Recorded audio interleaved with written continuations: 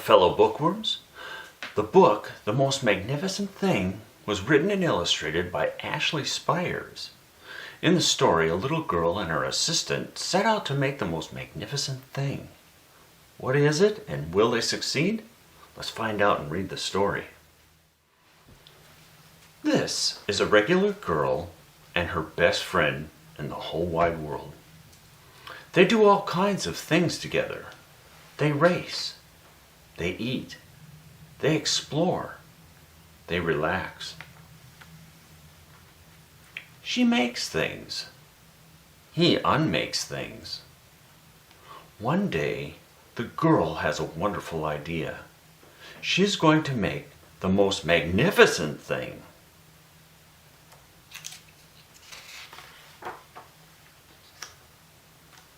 She knows just how it will look. She knows just how it will work. All she has to do is make it, and she makes things all the time. Easy peasy. First, she hires an assistant.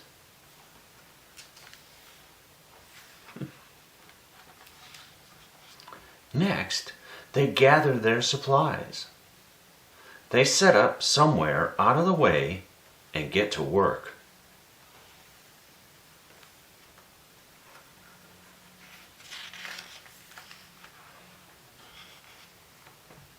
The girl tinkers and hammers and measures, while her assistant pounces and growls and chews.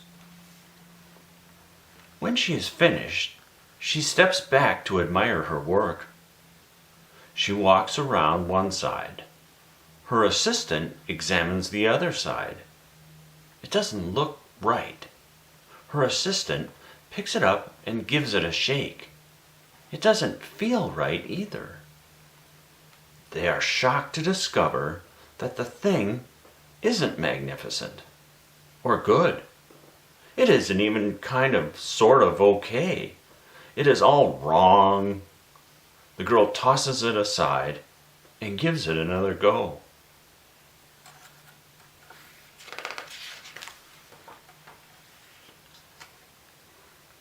She smooths and wrenches and fiddles. Her assistant circles and tugs and wags. When she is finished, she stands up and takes a long look at it. Her assistant gives it a nudge with his paw. The thing is still wrong. She decides to try again.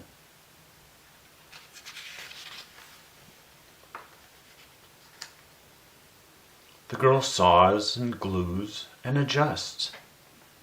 She stands and examines and stares. She twists and tweaks and fastens. She fixes and straightens and studies.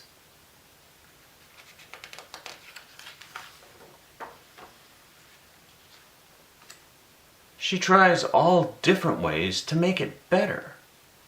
She makes it square. She makes it round. She gives it legs. She adds antennae.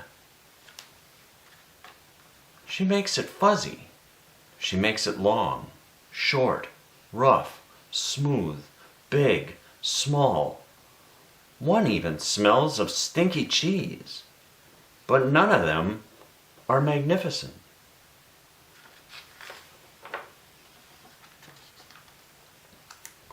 Her hard work attracts a few admirers, but they don't understand.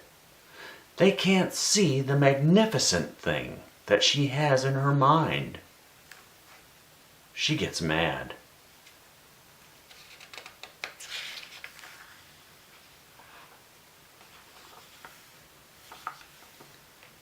The angrier she gets, the faster she works. She smashes pieces into shapes. She jams parts together. She pummels the little bits in. Her hands feel too big to work, and her brain is too full of all the not right things. If only the thing would just work.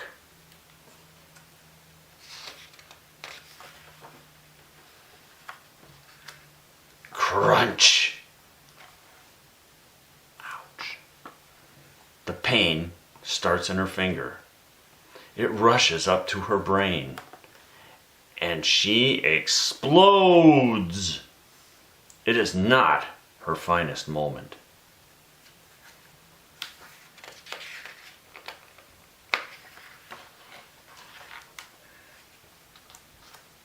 I'm no good at this. I quit. Her assistant suggests a walk.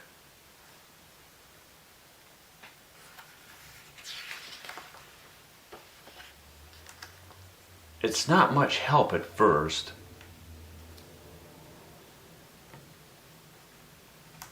But before long, she starts to feel different. Bit by bit, the man gets pushed out of her head.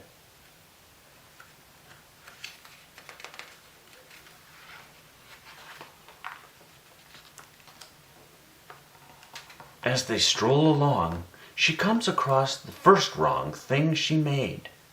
The bad feelings are about to start all over again. Then she notices something surprising. There are some parts of the wrong things that are really quite right. The bolts on one, the shape of another, the wheel to seat ratio of the next. There are all sorts of parts that she likes.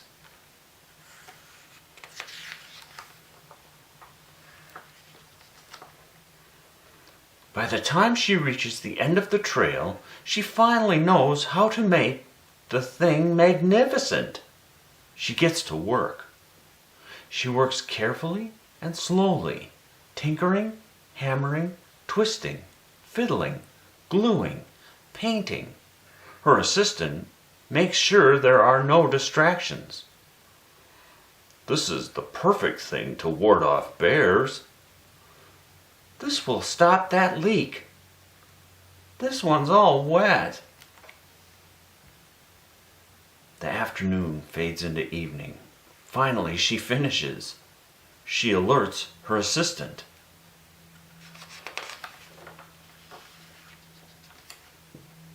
The pair take a good, long look. It leans a little to the left, and it's a bit heavier than expected. The color could use a bit of work too, but it's just what she wanted.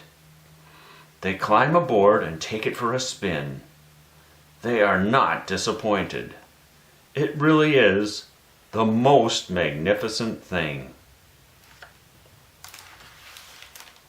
The end. Did you enjoy this story, and were you able to read along? Nice. Look for this and many other fun books at your local library, or check out the description below to learn more. Subscribe to our Read Along Book Club channel and hit the bell so you don't miss any future video uploads. Until next time.